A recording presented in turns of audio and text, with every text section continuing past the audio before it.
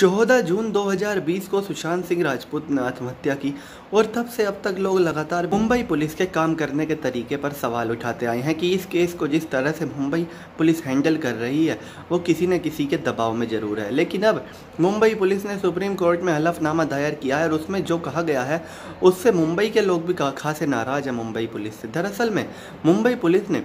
सुशांत सिंह राजपूत के पिता के सिंह पर निशाना साधा है और सुशांत सिंह राजपूत के रिश्तेदारों पर निशाना साधा है और साथ ही साथ इस हलफनामे में बिहार पुलिस और बिहार सरकार के रवैये पर भी सवाल उठाया है। मुंबई पुलिस ने हलफनामे में कहा कि जिस वक्त सुशांत सिंह राजपूत ने आत्महत्या की उस वक्त उनके परिवार का भी मानना था कि आत्महत्या ही है और किसी ने भी कोई भी पुलिस में कंप्लेंट दर्ज नहीं कराई और पुलिस से कोई भी आपत्ति दर्ज नहीं की। सिर्फ सुशांत सिंह राजपूत के पिता नहीं बल्कि उनके किसी भी करीबी रिश्तेदार ने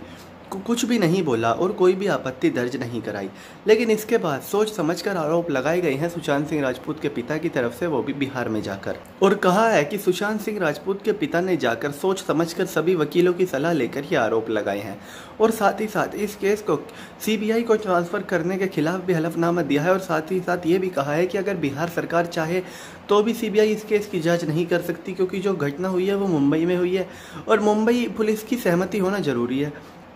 लेकिन मुंबई पुलिस और मुंबई सरकार अभी तैयार नहीं है कि इस केस को सीबीआई के पास भेजा जाए क्योंकि ये उनके हिसाब से एक ओपन एंड शट केस था जिसके तहत सुशांत सिंह राजपूत ने डिप्रेशन में खुदकुशी कर ली। लेकिन सुशांत सिंह राजपूत के पिता के सिंह का कहना कुछ और है, बिहार सरकार का कहना कुछ और है, बिहार पुलिस की एफआईआर कुछ और कह रही है, जिसके हिसाब से रिया चक्रवर्ती और उनके परिवार पर निशाना साधा जा रहा है और ऐसा कहा जा रहा है कि रिया चक्रवर्ती ने उनका इस्तेमाल किया। इसके अलावा जो उनकी डिप्रेशन की पिल थी उनका ओवरडोज दिया जिससे अगर 1-2 दिन पिल ना मिले तो सुशांत सिंह राजपूत इतना ज़्यादा डिप्रेशन में आ जाए कि वो ऐसा कदम उठा ले। इसके अलावा इसमें रिया चक्रवर्ती पर और भी ज़्यादा गंभीर आरोप लगाए गए हैं जिसमें से एक ये है कि उनके HDFC और कोटक बैंक सुशांत सिंह राजपूत के इन 2 बैंकों में से 1 साल के अंदर रिया चक्रवर्ती को 15 करोड़ रुपये ट्रांसफ़र हुआ जिसको सुशांत सिंह राजपूत के सीए पहले ही नकार चुके हैं। तो इस तरह से आरोप प्रत्यारोप एक दूसरे पर जारी हैं। लेकिन ऐसा काफ़ी कम देखने को मिलता है कि एक केस को लेकर 2 राज्य की पुलिस आमने सामने आ जाए, 2 राज्य की सरकारें आमने सामने आ जाएं। इससे पहले पटना से गए IPS विनय तिवारी जो कि मुंबई में सुशांत सिंह राजपूत मामले की जांच करने पहुंचे थे, उनको जाते ही BMC ने क्वारंटाइन कर दिया था और IPS होने के बावजूद उनको IPS होने वाली कोई भी सुविधा नहीं दी गई और उनको कोरोना रिपोर्ट भी नेगेटिव आई थी। इसके बावजूद उनको 14 दिन तक क्वारंटाइन के लिए कहा गया था और जब